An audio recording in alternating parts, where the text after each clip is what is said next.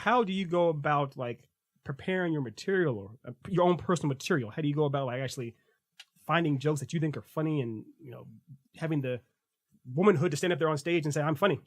I have to do my homework. So I pull from blogs of other experienced comedians. I read books and figure out different writing exercises to just, you know, like an everyday free form writing of my brain, figuring out like what subject can be turned into humor.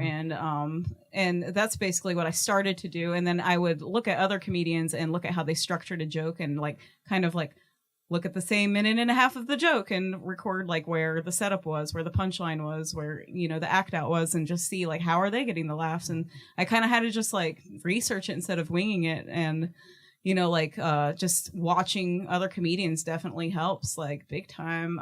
Yeah. And then like having conversations with your friends. What makes them laugh? What makes you laugh? What makes like what's making everybody laugh? And just writing it down immediately as soon as you realize that, and kind of just like documenting what's funny, and that helps me write jokes. And then, you know, when I do those writing exercises, I swear I feel like the spirit of comedy move through me, and then the jokes come, and then some days I try and force it. I'm like, come on, joke, where's the joke, come on. And it doesn't come, and I have to like write down a reminder that it'll come back, like you just have to be patient with yourself. So that's kind of the thing that I'm going through right now. No, I mean, it makes perfect sense, because obviously you said the spirit of comedy, but performing of any kind, and also comedy is an art form, and art is very hard to contain or to put in a little box. As far as I'm going to do my art right now from 5 to 6, it comes and it comes. Yeah. So it's very, and in that form, it's so malleable. I can understand why it's, you know, it can be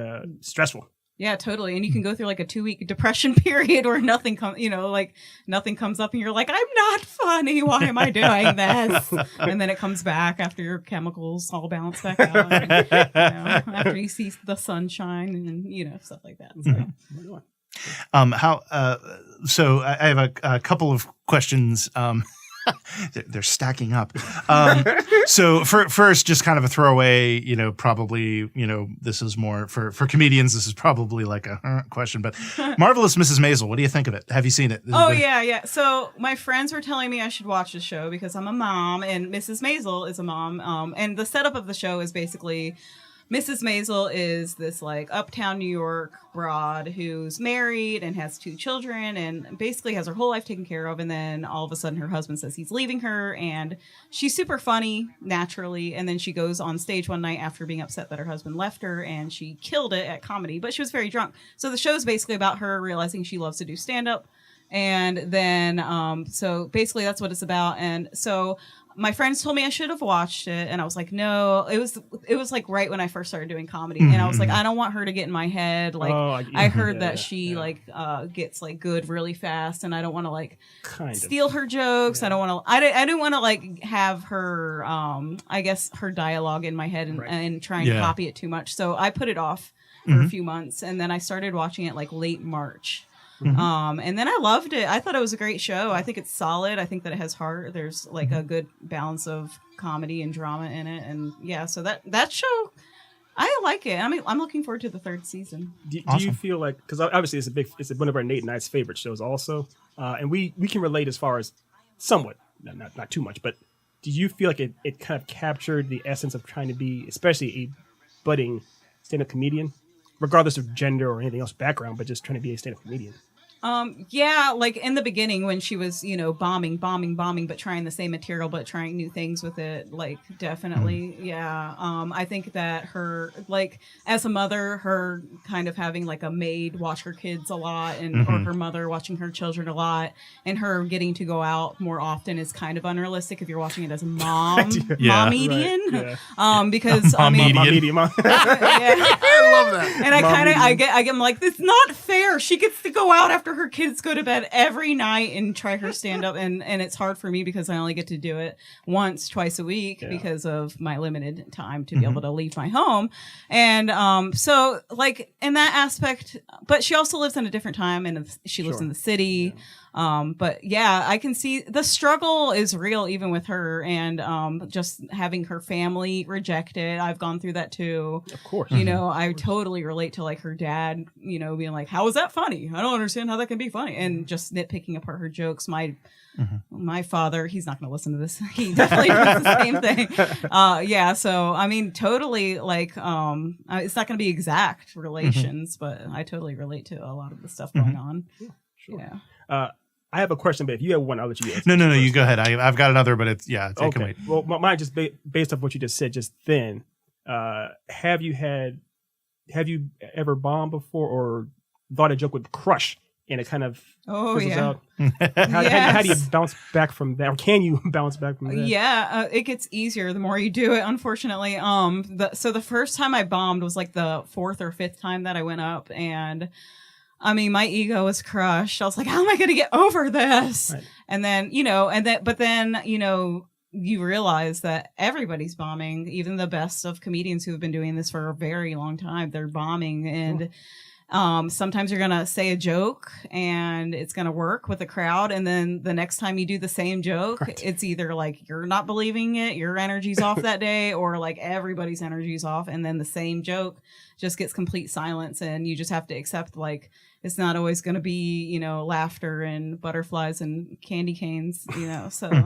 So it's hard, and it can be like self-torturous, but I just truly believe in the method of just keep going, and don't give up. Like, if this is what you believe, and if your heart is in the right place, just keep going regardless of the bombs, because they're going to come. Mm-hmm. Yeah.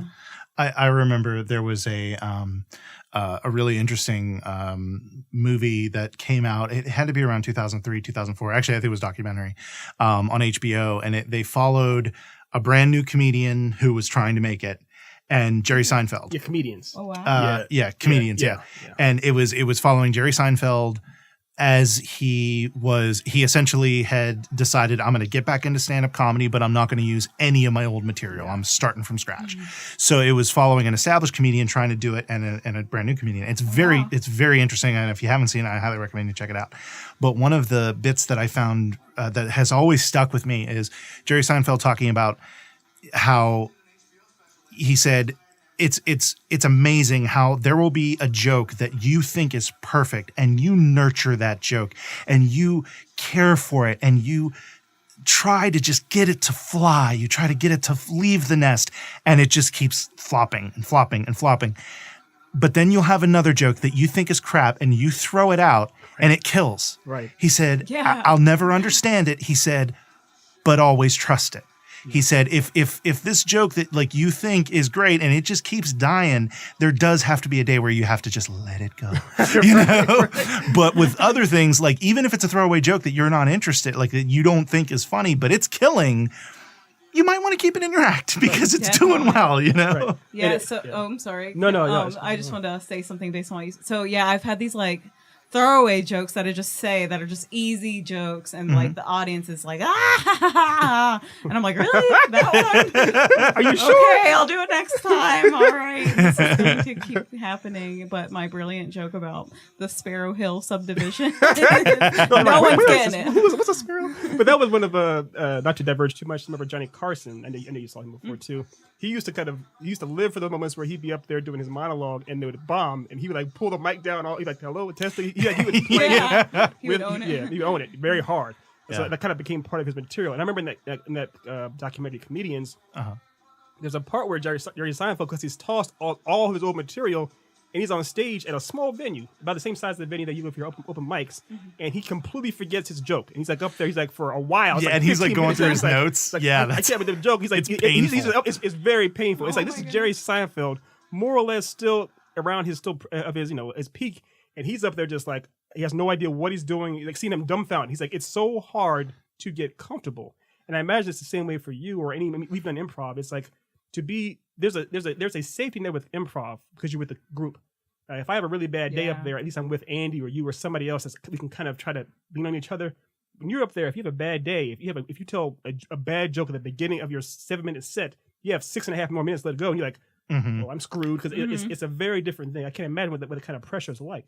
Oh yeah, definitely. Yeah, it's like that first joke doesn't work, and then you define yourself on that. Yeah. And I'm sure with experience that may change, but I highly doubt it.